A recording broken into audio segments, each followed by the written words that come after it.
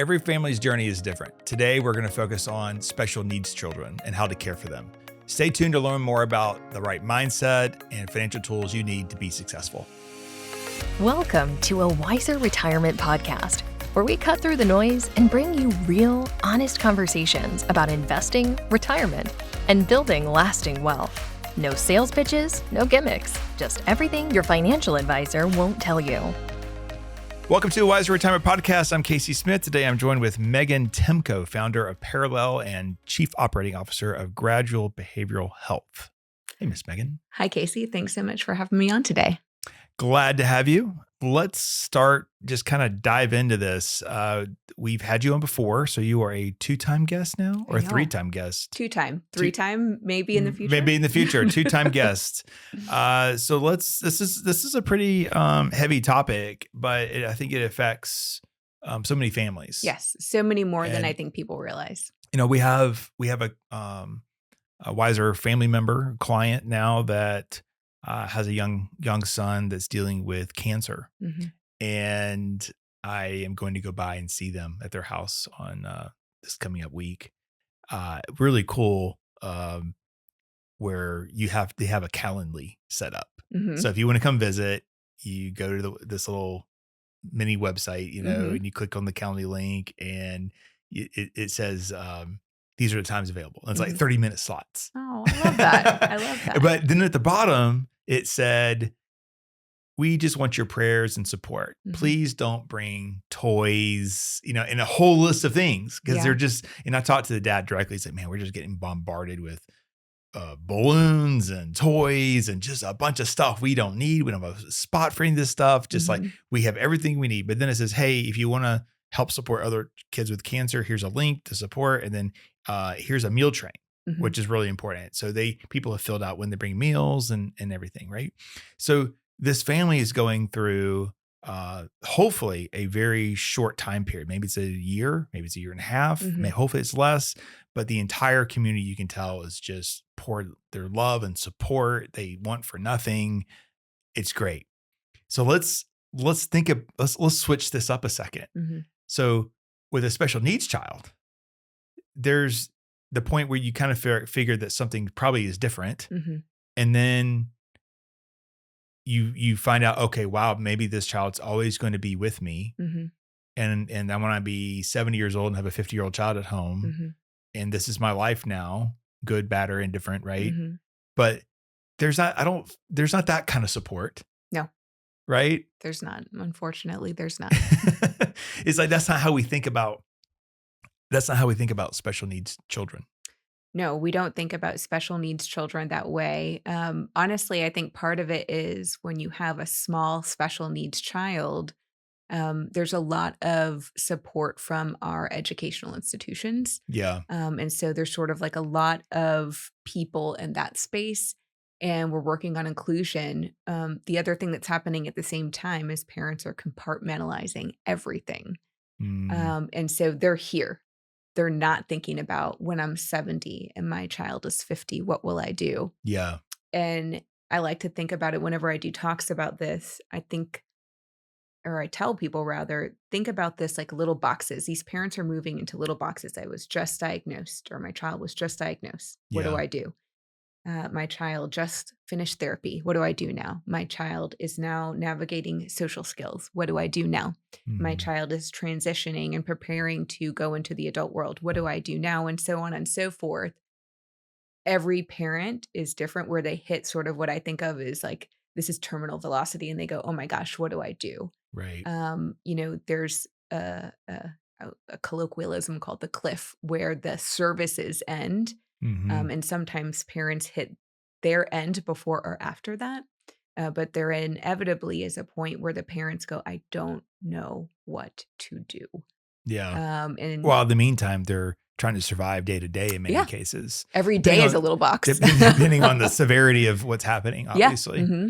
And it's, I've been in this field for 25 years now. I've been a behavior analyst for 21 years, and I've seen people in home and communities. I've worked with people in several different countries. There's no differences across demographics or location. Everybody has the same fear. Yeah. Everybody has the same wish for their child. And, there's some key things I think that can make a difference for every family that we just don't talk enough about. Yeah. One of those things being money. Right. No, very true. Is very resource heavy, and you do have to think about the planning difference. Why don't you kind of start with talking a little bit about Parallel and what you do there and the gradual behavioral health position that you have now as well. Yeah, because I couldn't get enough jobs. Right. So at Parallel, what we do is we help families navigate that post-secondary transition to adulthood. And that looks very different for everybody. It looks very different for every family. It looks very different for every adult child. Hmm. And sometimes it's not linear. Actually, it's quite often not linear. Um, I took this role at Gradual Behavioral Health recently because one of the things I started to see was not enough people are prepared when they hit this moment in time. Why is that? I don't have a full answer for that, but not Yeah. enough people are hitting this moment prepared either on the family side or on the, adult child side. And, like I said, some of that has to do with the financial planning part of it. Yeah. Some of it has to do with the resources part of it, and some of it has to do with, I just didn't even know this was a thing when my kid was first diagnosed. So what we start with, like, what life are we planning for? So let's kind of start with the very beginning, Yeah. right? So when we think about the life that we're planning for, we're aiming for what is the most independent version of life that this person can have. Where will they thrive? What will they be doing? Hmm. Where will they be working if that's in their future? Where will they be living? Is it going to be at home? Is it going to be in an inclusive living situation? You kind of have to Hmm. think about what are the hopes and dreams of the family and the individual. When they're young, Yeah, you're kind of you don't know that, you don't. right? You can start to sort of form a thesis about that as they get a little bit older. But the core of all of that is if you're not planning for that thing, Yeah. you will not achieve it. Financially, you will not achieve it in terms of, social support structure, and skill wise, you will not achieve that thing if you're not starting early. Well, that's probably changing. It's no different than, one of the planning questions we ask is Hmm. you're 80 years old, you look back on your life, what's it we want to accomplish? Hmm. Um, but sometimes those things change. You want to drive across the country in an RV, and then one day you're like, I don't want to do that. That sounds awful. The roads are really tiny, and it always breaks down. And I don't like emptying the tanks. Yes. Like we're gonna fly and stay in hotels. So things can change with a special needs child from the day you find out Hmm. to 5 years to 10 years to 15 years down the road. So how do you how often are you going back? Should you be going back and revisiting like what your goals, and is this something you write down, something you Hmm. document? Yeah, it's something we document. Honestly, when you think about it clinically, these goals are adjusted every 6 months. It's no different when you're doing a plan for the future, Hmm. because things can change so rapidly. Both, when you think about, we were just talking before this about like legislative issues, things can change quickly with what's available as an opportunity. Yeah. And that can be good or bad. And so if you're not keeping your eye on how are these things changing, you can't change with it. And Yeah. what you don't want is to be 80 and have a 50-year-old child and say, oh my gosh, I've been planning for X for all these years and it is no longer available to me. Because then Yeah. you don't have, there's no time left at that point. Yeah. Correct. Yeah, we'll get into this later, but I'm not a big fan of annuities or whole life insurance. And if you plan properly, you shouldn't even need any of those documents. But there are two times when I think whole life insurance makes sense. It's when you're married to someone who's like 10 to 20 years younger than you. And the other time is exactly like this for special needs. We need to make sure that there's resources available. But if you're 80 years old and you try to pick up a whole life insurance policy, that is not happening. Yeah. Yeah. I was going to say, Right? as you asked that question, like, can you do No, that? you need to be doing that in your 40s, Mhm. right? It needs to be a slow build, not writing big checks, because you probably wouldn't have the resources at that point. I don't think anybody's going to insure an 80-year-old anyway. Okay, so let's talk about some benefits, foundations that we can build upon when it comes to supporting someone with special needs. I think the first thing is you have to build your team early. This is true for everybody that I work with, and whether this is in a clinical capacity or whether this is on the transition planning, is who is your team? Mm-hmm. And so I really like it when we have a few different people on that team. Obviously you have the core people, the parents, the siblings, anybody who's a close caregiver. Mm-hmm. Um, I love it when there's a wealth manager, an experienced wealth manager who knows about these things, Mm-hmm. and then a special needs trust attorney. And those three people are my personal trifecta for like, we have got this down. Right. So when I walk into a team, or at least I can build a team that's focused on those things, I'm like, okay, I'm going to feel good about where this child is going eventually because we have the right people here at play. Yeah, that makes sense. And it's really no different in normal financial planning. You always want to have an advisor that's coordinating with a CPA and an attorney. So that makes sense. I think though, maybe dive a little bit deeper. You just can't go to any attorney. No. So how do you spot an attorney that, sometimes people put this stuff on the website, but they Yes. also have like auto collision and Yeah. and adoption and I see that they a have lot. they have like 20 things. You're like, there's no way you can be good at 20 totally different things. So how do you find the specialist?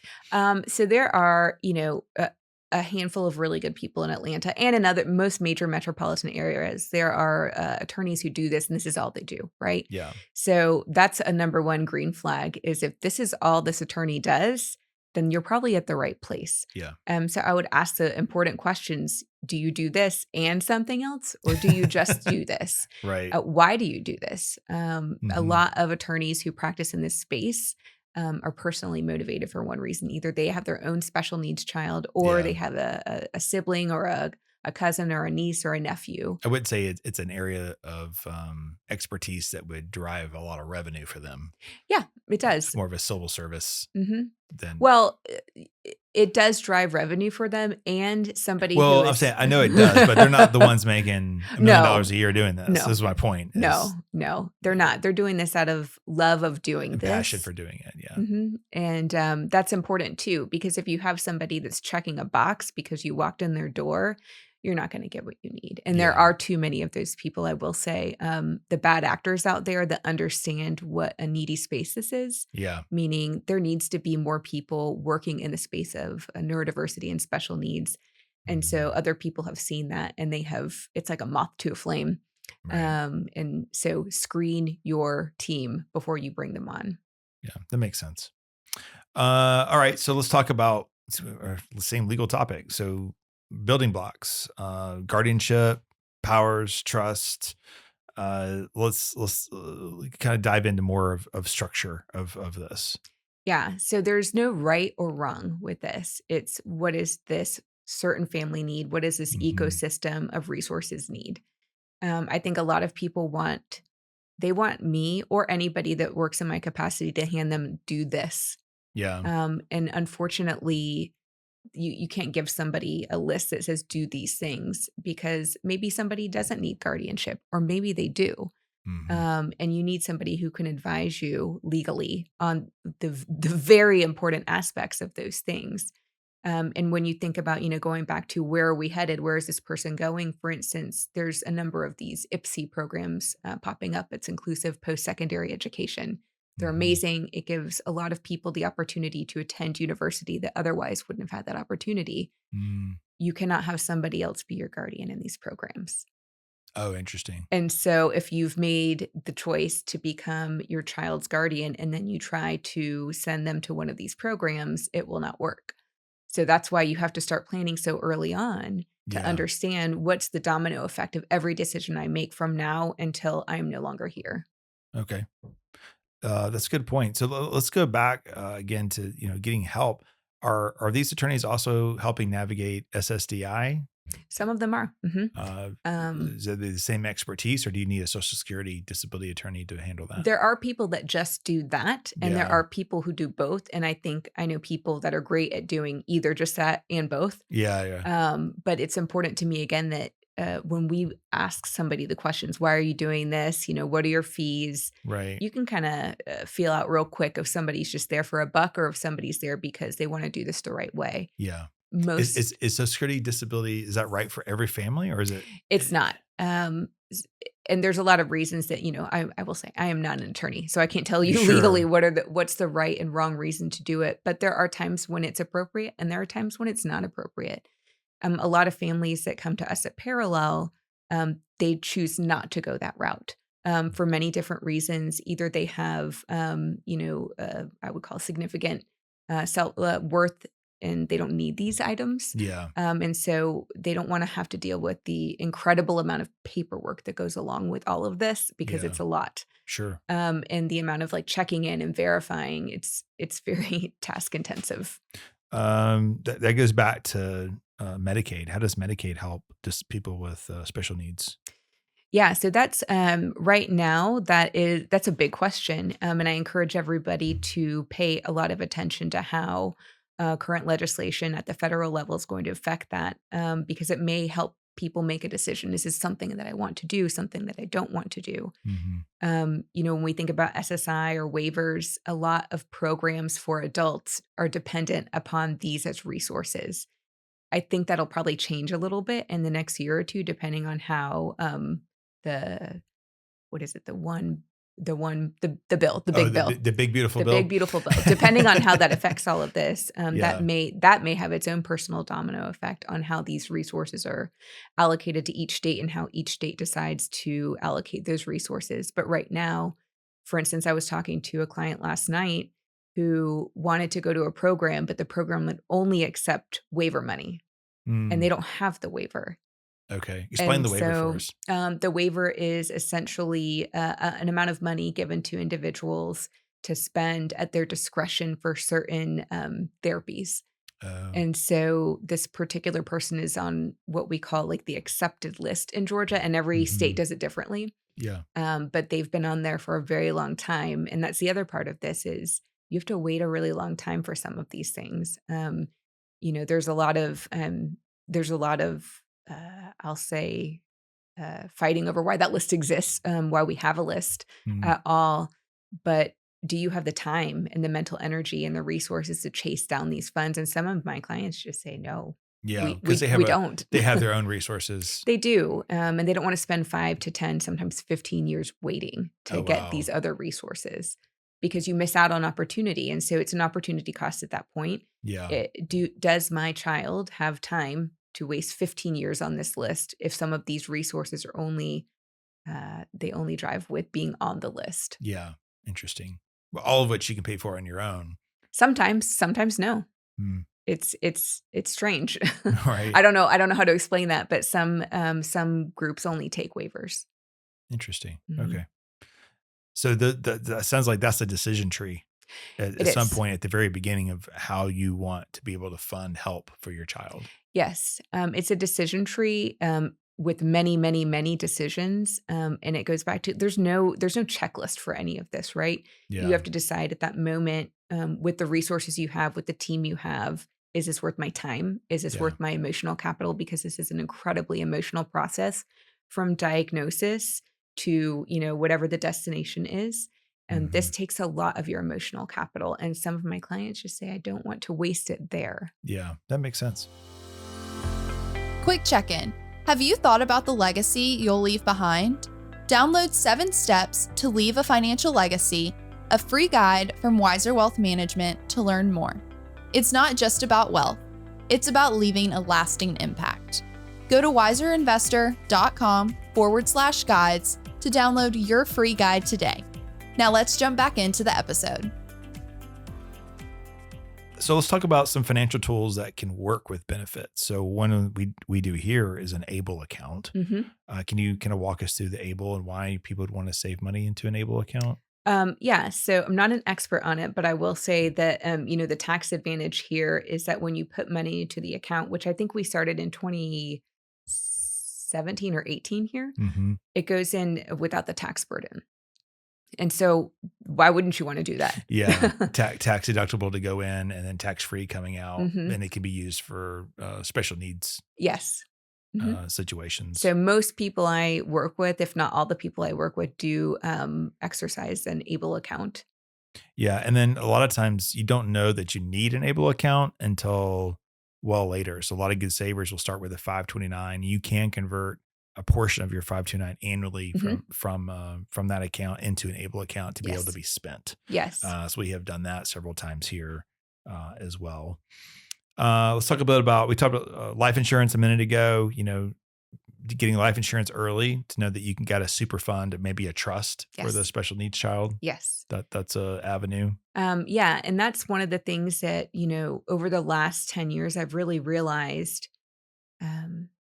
a wealth manager, the moment you get the diagnosis, a wealth manager who has experience working with families with special needs, it is Mhm. imperative that you go the moment you get the diagnosis. And I don't think it means you have to have millions of dollars. I think you need somebody who's like an independent third party telling you, hey, let's think about these things from a financial standpoint. Yeah. You may not. Maybe it starts as a 529 and it switches over to an ABLE later, or maybe they end up going to an IPSI program and that 529 will work. Yeah. And all of these things, like, talk about emotional capital. You want someone who can just make these decisions for you and with you. Or have seen how things work and Mhm. explain it and say, this is the best way to do this. Yeah. Yeah. Shortcut it for you. Mhm. I see this scenario a lot. It'll probably make you cringe, but I see scenarios where you have special needs children, one child, and then you have a sibling who's fully functional. Mhm. And what the state strategy is, we're just going to give everything to Molly because we know Molly will take care of John. And it's like, we can't leave anything to John in his name. So they know that part, Yes. but there's no formal structure. Yeah. I mean, Molly could be like, peace out, see ya. Oh, Molly would never do that. Oh, Molly will do that. Molly and I will would do say that. there's a good chance Molly's going to do that. Yeah. So this is where the planning comes in, and you can set things up. I'm honestly, I think it's pretty easy to set up the right structure to make sure you're benefiting the special needs child, and they're not controlling the money necessarily. Mhm. They're definitely getting access to Mhm. it from a legal perspective, so Yeah. they can qualify for what they need to qualify for. Yes. And there are a million different ways you can write that trust, but there are some basic guidelines you have to stay within. But there's a million different ways that you can write that. So Yeah. I always say don't make that mistake. There are organizations out there like the Cumberland Trust Company. Oh, I love Cumberland Trust. We work with them a lot. The Cumberland Trust will settle your estate, handle your estate for you. I mean, you need a net worth of over $2 million for them to really play ball. There are some modest fees associated with them, but you can write them right into the trust, and they have people that know how to handle this and will oversee assets. Yes. So it's I would assume, I don't know this for sure, but I have an elderly client now that needs a lot of help. She doesn't have any family, and I was volunteering my time to try to get her help, and been doing it for this for a year and a half. And finally I'm like, oh my gosh, Lily, this is never ending. but we hired a geriatric nurse. So we just hired a nurse. So her whole job is to make sure that this lady is doing okay. And she goes to all the doctor's appointments. She does everything to make sure that this elderly person, I assume in special needs world, as you're an older adult, right? This person this client I'm talking about has some mental issues that she's dealing with. I would assume that there's services just like that you could be set up. Yeah. I I mean, I don't know why the geriatric nurse would discriminate, not work with, an adult special needs person. Yeah. Right. It takes a little bit more of a specialized care provider, but Yeah. those things exist. But again, you have to plan for it. Yeah, exactly. They're $155 an hour. Yeah. So It's a lot. You gotta make sure that you have funds available for that. Yeah. for sure. I've walked into client situations before where somebody had, I would say it wasn't a modest amount of money saved, but then when you bring up $155 an hour times Yeah. 24 hours a day times 7 days a week, Yeah. that snowball becomes enormous very quickly. And then all of a sudden you're talking about millions and millions of dollars. Right. And you realize I haven't planned for that. Yeah. Right. And I'm 80. 80 years old. Yeah, it's too late. And I also need a nurse. Yes. Well, yes. I explain it every time I get to talk to 28-year-old who wants to start getting their financial life in order and saving for retirement. It's like, this is great. This is awesome. There's so many things I can tell you. When you're 59 and a half and you want to retire at 60, there's only so many things I can do for you. Yeah. So Yeah. planning ahead is important, not just in this case, but every case. So let's say we kind of rolling with this 80-year-old here who has a 50-year-old special needs child. 80-year-old passes away. So what kind of housing, what community does a special needs person belong to at this point? What happens? So that is something I think people don't want to hear. And this is the hard part, which is it really depends on a couple of factors. The two biggest factors are how much clinical support did they have early on? Mm-hmm. And the other part is how much did the family plan for this moment in time? Yeah. If this person has any sort of big behaviors, it's group living is almost not an option for them. Mm. There's a lot of rules about entering into a group living facility. Yeah. Even if you have the money, even if you come saying, I'm going to build another building for you. Right. If your child has never had the sort of intervention required early on that will result in independence and low to no behaviors in, adulthood, there's no dice here. Yeah. And so that's one part of it. The other part of it is So they end up where? they Living in end a up house by themselves? well, if you don't have anywhere for them to go and they Mhm. have no guardian, the state takes over. Oh, And the state in Georgia, unfortunately, we don't have a lot of transparency in that process. And so the court, a probate judge, will take over and decide where to put that person. And then they kind of go there and disappear. Not Mm. disappear off the earth, but, yeah. Kind of um, forgotten about at that yeah. point. And sometimes that can be good, but there are some very big horror stories out there Oh, I'm about that sure. moment in time. And I think people don't want to hear about that because it's hard to hear. Mhm.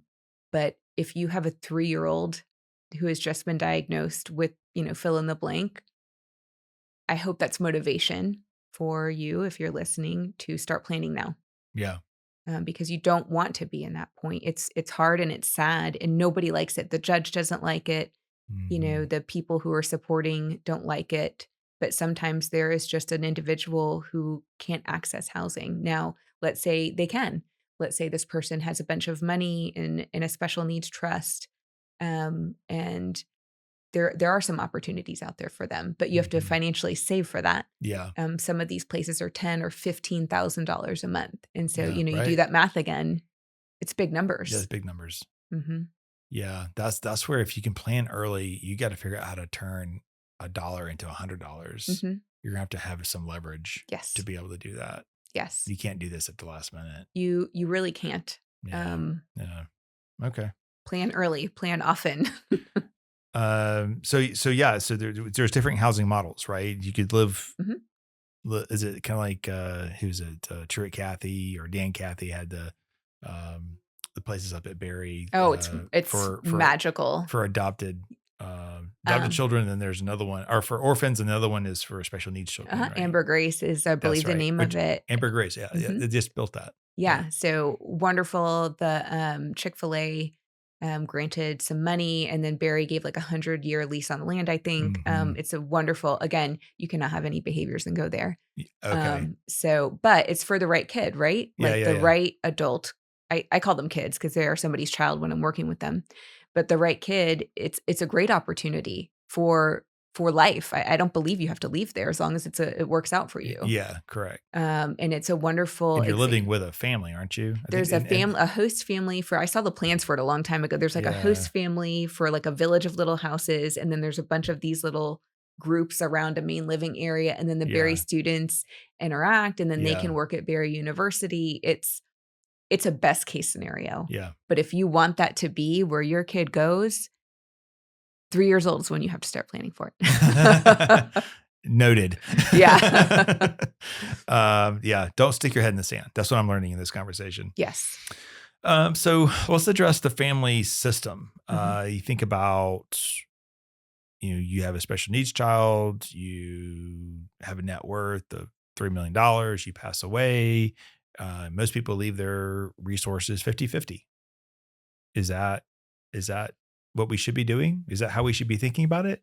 You know, this is the struggle I think a lot of families enter into, because if you have an adult child who is successful, an adult child who doesn't have the opportunity that, I guess like social or work wise to be able to do what child one does Yeah.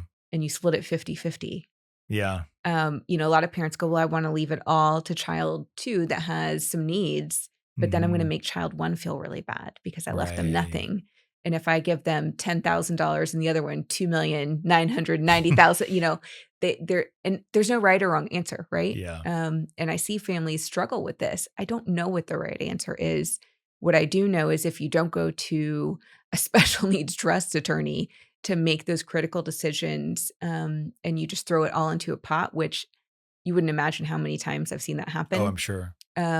It is chaos. It is chaotic. It is chaos, and everybody loses on the other side, even if there's $30 million at play. Yeah. As a parent, as a caregiver, whatever your role is, if you've got the money that's going to be fueling this child's future, you better have like a really detailed plan that is ironclad, so that when you leave this earth, people aren't fighting over it, and no one's trying to be like, oh, I love little Jimmy. He's my best friend. I would love to take care of him because he has $30 million, which I've seen happen. That, yeah, absolutely. Well, that happens with older adults too, honestly. Mm-hmm. All right. So let's talk about a little bit about your company and how you help with all this. So kind of walk me through your planning process and what you do for people. Yeah. So we have moved into an advisory role just because of the second role I have taken on as COO. And so now what we do with clients and actually with the wealth managers is we advise on cases. And so if a wealth manager gets a case or a new client coming in and they say, we don't know what to do, or we don't know how to think about this, or what should we be planning for? Yeah. Because it's one thing to say, okay, we're going to put a bunch of money in a bucket and we know we need to save, but what will that money go towards? Yeah.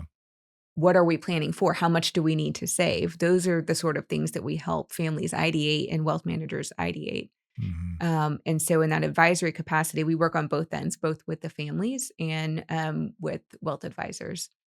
When you talk about clinical support, this has given me a whole new perspective on the importance of early intervention. And so if you want a life for your child that includes workforce opportunity, independent living opportunity, group living opportunity, basically just a full purposeful life, your work begins in early intervention, which is why I took this role at Gradual.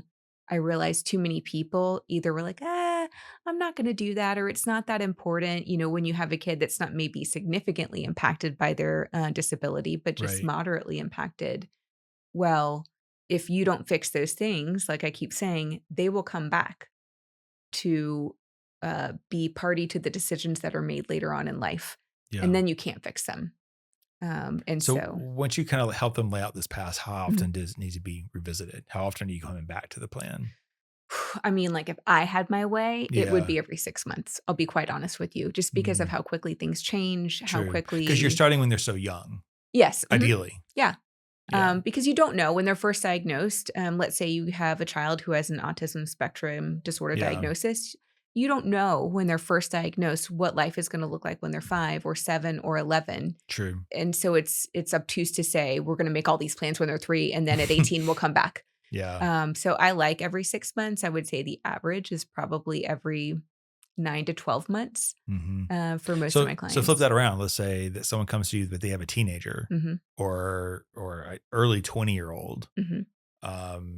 Is it too late at that point? Sometimes. I'll be honest with you, sometimes. Yeah. I used to not think that, but now I know that. And so if you have... Just because you lost all those years of being able to save and pivot, or because maybe they've already made some decisions that kind of derail what could be done in the future? Both. Okay. If you, and this has happened, if you have let's say a 25-year-old and you come and you say, I would love Jimmy to be a doctor. And Jimmy is, moderately impacted with this diagnosis, but is unmotivated to go to school and doesn't care. Yeah. And doesn't want to go. Right. I can't fix that. Motivation and academic success and planning for something like that starts very early on, whether you're neurodivergent or neurotypical, right? Yeah. And so I think, generalize that out as you will. when somebody comes at 25 saying, oh man, we really want some huge life pivot, Yeah. that's a hard one to do, Because especially when, they're already kind of set in their ways. yeah, Interesting. or when they're 25 and you want them to go to one of these inclusive post-secondary programs, Yeah. and they've never spent the night alone. They've never given themselves medication. They don't know their address or how to navigate their hometown. These are things that at 25, can you teach? Yeah. Yeah. Is it going to be fast? No, it's not Right. going to be fast. Interesting. Okay. So what I'm taking away from this is start early. Mm-hmm. That's the important part. Yes. Okay. Anything else you want to add to our conversation today? I think people get really afraid. I think fear is the primary barrier to people making these plans or thinking about making these plans. Yeah. And I think too often somebody will say something they hold on to. Oh, well, this person didn't plan, so I don't have to. They've heard a Yeah. story on the internet or a 60-minute special about a kid who persisted despite. And I Mhm. want to say that those are wonderful, beautiful stories of one person. Mhm. This is, like I said, 25 years doing only this. I can tell you that is not an average by a long shot. And so if everybody my one thing would just be to say, please plan early, intervene early, plan early, find the right team early on. How do people get in contact with you? Well, there's a couple ways. I mean, I guess one of the best ways is LinkedIn. If for wealth managers is LinkedIn. Mhm. I would say for families, depending on what your needs are, you can get in touch with me through Parallel or through Gradual if you have like an early intervention kiddo. Both of those are Meaghan at parallelintl.com or Meaghan at gradualbh.com. Okay. And I'm pretty responsive to email. Great. Thank you for doing this. Yeah. We have a bonus feature. So we started doing this thing internally. You're the first one externally. So we have 3 questions, 3 minutes, and we simply, let's see. I think most people have done it here. Maybe not me. I haven't done it because I had to be interviewed to be doing it. But anyway, okay. So we have 3 questions, 3 minutes. Let's get started. What is a money mistake you're weirdly glad that you made? This is like a singular incident. I thought about this. Okay. So I grew up poor. And so when I went to college, like I paid for college, like I had Pell Grants and worked 3 jobs my entire collegiate career. And there are times when I had like $2 in my FSU account. And I remember being like, I don't know that I'm going to make it to my next payday with this $2.44 in my account. Right. So I went to the ATM. There was no fees on FSU campus. You could take $1 out if you wanted to. So I get $1 and I buy a lottery ticket. Oh, no. And I'm like, big money. Right. Casey, I won $100. That's awesome. And I hate gambling. I am not a lottery player. I am not a gambler. It's the one time in my life that I did it. And I was like, I can eat until Friday. Oh my gosh. Maybe divine intervention there. Yes. Yeah. That's awesome. Good story. If you could only travel to one place, you've done a lot of traveling. If you could only travel to one place, where would you go and who are you taking? Okay. If I could go to one place right now, I want to go a lot of places. So I'm going to say this is not the place that's necessarily at the top of the list. It's just I'm singularly focused on it right now. I really want to go to Lima, Peru. Okay. And I want to go to this restaurant called Central. And I've been trying to get down there for a few years. I just can't seem to make it happen. And who would I take? Anybody who wants to go to Michelin star restaurants, because that's what it is. Okay. Oh, in Peru. They serve not based on course. They serve based on terrain because Peru has sea level and they have like high mountain terrain. Yeah. And so the first course is sea level and the last course is these potatoes that they grow at like 14,000 feet. Okay. Yeah. How'd you find about this place? It was on chef's table. Was that an open table? Yeah, it's an open table. Yeah. On chef's table. I really love that show, and they did that one, and it was just so good. That's cool. All right.